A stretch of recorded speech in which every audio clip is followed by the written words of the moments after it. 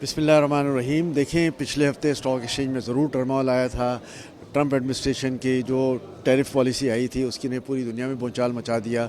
China समेत पूरी दुनिया की जो है मार्केटें जो हैं उनमें टर्मोइल आ गया। यूएसए की मार्केट्स में टर्मोइल था, तमाम इंटरनेशनल मार्केट में टर्मोइल था। उसका इफेक्ट पाकिस्तान स्टॉक एक्सचेंज पर भी आया।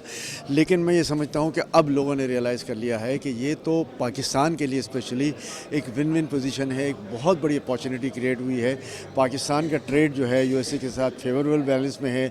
हम 2 बिलियन की इंपोर्ट करते हैं और 5 बिलियन से ज़ायद की एक्सपोर्ट करते हैं। आज मौका है कि उस 2 बिलियन को हम रियायतें दे दें, छूट दे दें। चाइना के साथ एफटीए कर सकते हैं तो अमेरिका के साथ भी एफटीए हो सकता है, और फिर उस 5 बिलियन को 10 बिलियन या से मज़ीद आगे ले जाने की कोशिश करें। मैं समझता हूँ पाकिस्तान के लिए अच्छी अपॉर्चुनिटी है। सिर्फ हमारे मैनेजर्स जो हैं वो ट्रंप एडमिनिस्ट्रेशन के साथ बैठें, उनके साथ सही नेगोशिएट करें। और मैं ये समझता हूँ कि जो इन्वेस्टमेंट की फ़ज़ा इस वक्त फैली हुई है, गवर्नमेंट की काविशें हैं, फाइनेंस मिनिस्ट्री की काविशें हैं।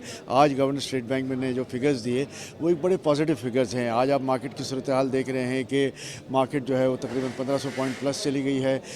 बाय एंड लार्ज लोगों में इन्वेस्टमेंट का इस वक्त एक एपिटाइट है, लोगों के पास नई लिस्टिंग की एपिटाइट है। लोग ये समझ रहे हैं कि पाकिस्तान में अब एक तब्दीली आ रही है, तरक्की हो रही है, तो हम अपना इन्वेस्टमेंट पाकिस्तान में करें बजाय इसके कि किसी और मुल्क में करें। आएँ हम सब मिलकर इस मुल्क की तरक्की के लिए, इस मुल्क को की फलाह बहबूद के लिए, इस मुल्क की इकनॉमिक प्रॉस्पेरिटी के लिए जो है वो पॉजिटिव अंदाज में सोचें, पॉलिटिक्स को बाला ताक रखें और पाकिस्तान की तरक्की के लिए सब मिलकर कोशा हों। Thank you, sir. So nice.